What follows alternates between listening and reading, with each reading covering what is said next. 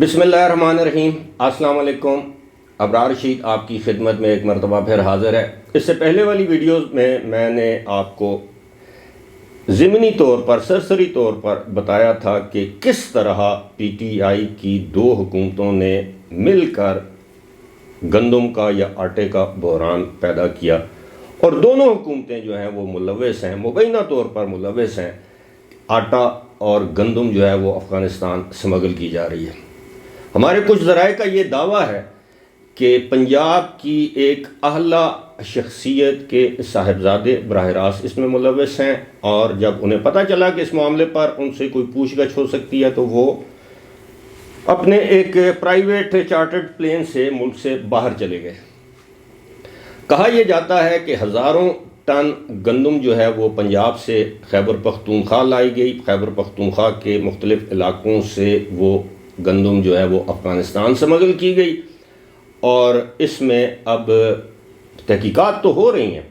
یہاں پر میں آپ کو یہ بتاتا چلوں کہ اس وقت خیبر پختونخوا کے مختلف علاقوں میں گوداموں میں گندم موجود ہے، لیکن وہ مل مالکان کو نہیں دی جا رہی تاکہ آٹے کا مصنوعی بحران پیدا کیا جائے اور لوگ آٹے کو ترسیں، لوگ سڑکوں پر باہر نکلیں اور یہ تاثر دیا جائے کہ سب کی ذمہ دار تو مرکزی حکومت ہے۔ حالانکہ آپ کے علم میں ہے کہ اگر ملک میں گندم ایکسپورٹ کی جائے تو وہ ذمہ داری مرکزی حکومت کی ہے، اگر گندم امپورٹ کی جائے تو وہ ذمہ داری مرکزی حکومت کی ہے، لیکن اس کے بعد صوبوں کو ان کا کوٹا دیا جاتا ہے۔ پنجاب اور سندھ دو ایسے صوبے ہیں جو گندم کی پیداوار کے حوالے سے وہ خود کفیل ہیں۔ خیبر پختونخوا اور بلوچستان میں گندم جو ہے وہ ان دو صوبوں سے لی جاتی ہے۔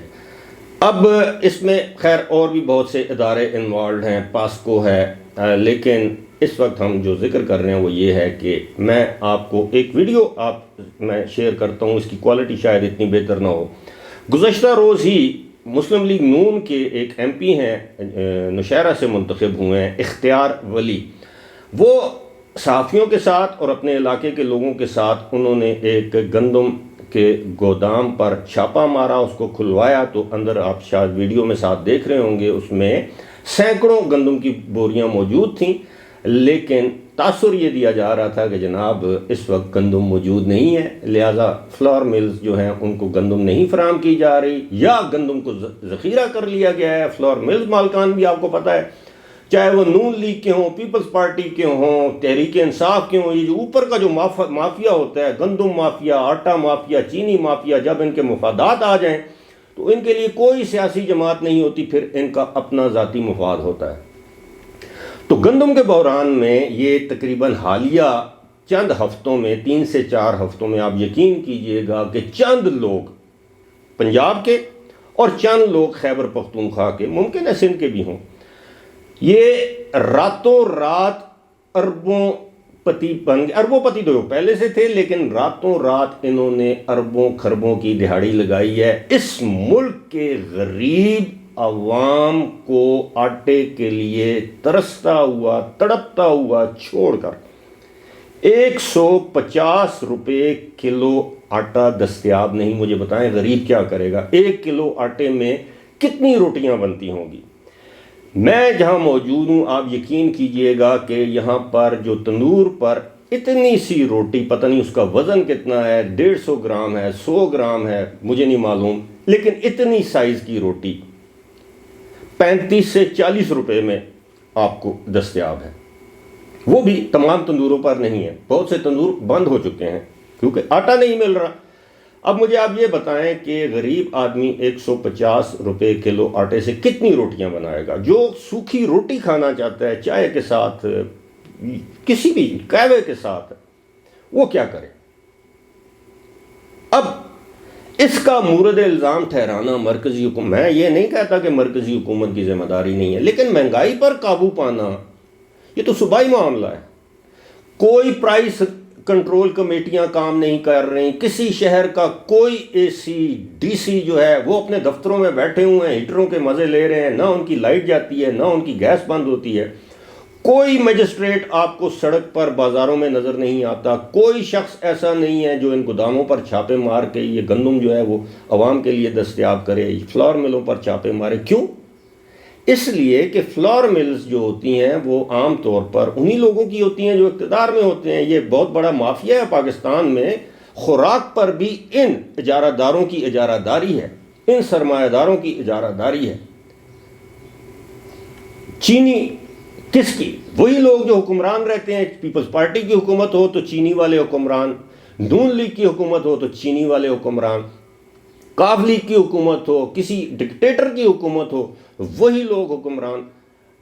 گندم کا بحران آئے تو یہی لوگ ذخیرہ کرتے ہیں. آپ یقین کیجئے کہ پاکستان میں، مثال دیتا ہوں، اگر 1000 فلور ملز ہیں، 100 چینی کی ملیں ہیں، تو وہ 1000 میں سے 990 ملیں جو ہیں وہ سیاستدانوں کی ہیں. فلور ملوں کی میں بات کر رہا ہوں. چینی کی اگر 100 ملیں ہیں تو اس میں سے 95 ملیں جو ہیں وہ سیاستدانوں کی ہیں، بلکہ 100 کی 100 سیاستدانوں کی ہیں، چاہے ان کا تعلق کسی جماعت سے ہو. کیونکہ یہ جو اوپر کے جو لوگ ہیں ان کا ایک ہی خاندان ہے کہ اس ملک کے غریب عوام کو آپ نے ٹیکا لگانا ہے، چونا لگانا ہے اور ووٹ مانگنے انہی کے پاس جاتے ہیں دھلے دھلائے ہوئے. اور ہم ایسی قوم ہیں، باوجود اس کے ہمیں پتہ ہوتا ہے یہ سب سے بڑا بے ایمان ہے، ذخیرہ اندوز ہے، یہ بد کردار ہے، یہ اس کے اندر دنیا کا ہر عیب ہے، ہر جرم یہ کر سکتا ہے پیسے کے لیے، دولت کے لیے، لیکن اس کے باوجود ہم ووٹ اسے دیتے ہیں. اس لیے کہ اس وقت ہم یہ کہتے ہیں نہیں جی یہ ہماری پارٹی کا، یہ نون لیگ کا ہے، یہ تحریک انصاف کا ہے، یہ پیپلز پارٹی. ہمیں پتہ ہے یہ کرپٹ ہے، بدعنوان ہے، لیکن ہم صاحب کردار، دیانتدار، ایماندار شخص کو اس کی یہ تمام خصوصیات کو کمزوری سمجھتے ہوئے اس کو ووٹ نہیں دیتے. باقاعدہ قصور اس قوم کا ہے جو کہ جانتے بوجھتے ایسے لوگوں کو اپنا نمائندہ منتخب کرتے ہیں. یہ لوگ جن کو پتہ ہوتا ہے کہ یہ شخص چور ہے، یہ خائن ہے، یہ بددیانت ہے، یہ بد کردار ہے، اور وہ بد کردار آدمی کسی مجلس میں آ جائے، اس مجلس میں اگر 500 لوگ بیٹھے ہوئے ہیں، 500 کے 500 لوگ اس کے احترام میں کھڑے ہو جاتے ہیں، کوئی اس کا سوشل بائیکاٹ نہیں کرتا. یہ صورتحال ہے. لیکن اچھی خبر یہ ہے کہ اب روس سے 2 کارگو شپس گندم لے کر 3 لاکھ ٹن گندم لے کر وہ کراچی کی بندرگاہ پر پہنچ چکے ہیں، اور 4 لاکھ ٹن گندم جو ہے وہ گوادر کی بندرگاہ پر 30 مارچ تک پہنچ آئے گی. اور شنید یہ ہے کہ آنے والے ہفتہ 2 ہفتوں میں یہ گندم کا جو بحران ہے ٹل جائے گا. لیکن ٹلے گا تب ہی جب ہم بارڈر سیل کریں گے، جب ہم ان ذخیرہ اندوزوں کو پکڑ کر ان کو نشان عبرت بنائیں گے، چاہے ان کا تعلق نون لیگ سے ہو، پیپلز پارٹی سے ہو، تحریک انصاف سے ہو، کسی بھی جماعت سے ہو.